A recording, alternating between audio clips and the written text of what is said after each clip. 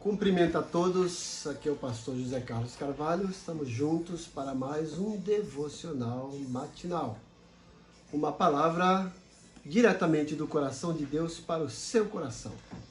Hoje iniciaremos uma série derrotando os gigantes da nossa vida.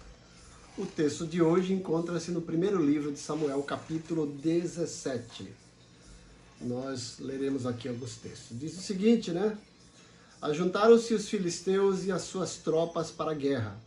Congregaram-se em Socó, que está em Judá, e acamparam-se entre Socó e Azeca, em Éfes-Damim.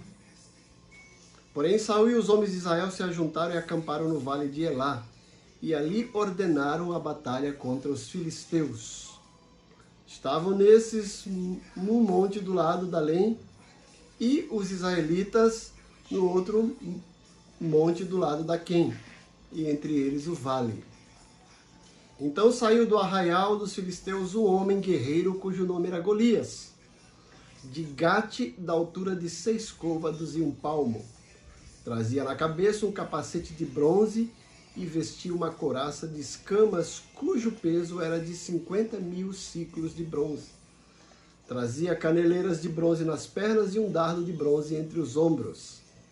A haste de sua lança era como o eixo do tecelão, e a ponta da sua lança de 600 siclos de ferro. E adiante dele ia o escudeiro.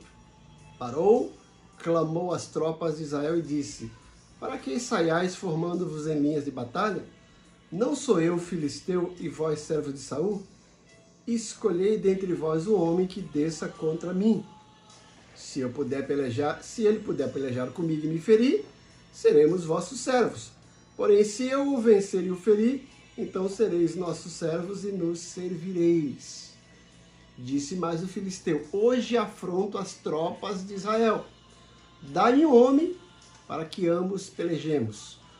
Ouvindo Saul e todo Israel essas palavras do filisteu, espantaram-se e tremeram muito. Estamos diante de um texto em que Israel enfrenta um período difícil. Já não bastava sempre os filisteus se levantarem contra eles. E dessa vez os filisteus se levantaram. Só que se levantaram agora com uma potência maior. Um grande homem, gigante, guerreiro, perito em guerra, que, segundo aqui o cálculo, media quase 3 metros, 2 metros e 90 e poucos centímetros. E afronta o povo de Israel. E nós conhecemos a história, sabemos que quem vai depois enfrentar esse gigante é Davi. E quantas vezes nós estamos vivendo no ministério, na nossa vida diária, E a despeito de tantas dificuldades que se levantam contra a nossa vida, como aqui eram os filisteus, às vezes algo parece que supera todas essas dificuldades, se levanta algo tão grande que nós o nomeamos como gigante, como foi aqui. Se não bastasse os filisteus, tinha esse gigante Golias, que só a sua aparência, só a sua altura, colocava medo em todo mundo. Mas o que fazer quando os gigantes se levantam contra a nossa vida? Uma das coisas que a gente vai analisar, ou algumas coisas que vamos analisar, alguns passos, foi a postura tomada por Davi.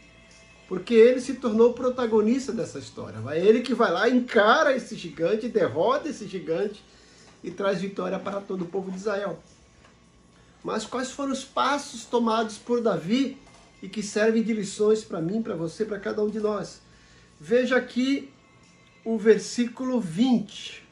Diz o seguinte: Davi, pois, no dia seguinte se levantou de madrugada, deixou as ovelhas com um guarda, carregou-se e partiu como Jessé lhe ordenara, e chegou ao acampamento quando já as tropas saíam para se formar em ordem de batalha, e aos gritos clamavam a peleja.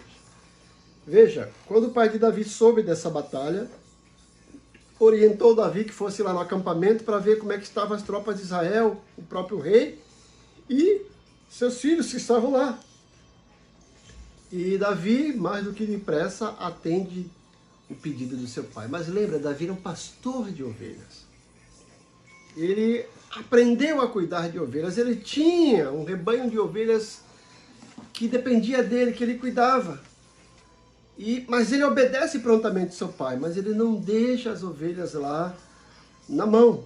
Ele coloca alguém para cuidar das ovelhas enquanto ele vai resolver essa petição do seu pai. O que isso nos mostra? Isso nos mostra que muitas vezes, quando estamos enfrentando situações difíceis, quando gigantes se levantam contra a nossa vida, a gente abandona os nossos projetos, a gente abandona os nossos propósitos, e algumas pessoas na igreja abandonam até o seu ministério.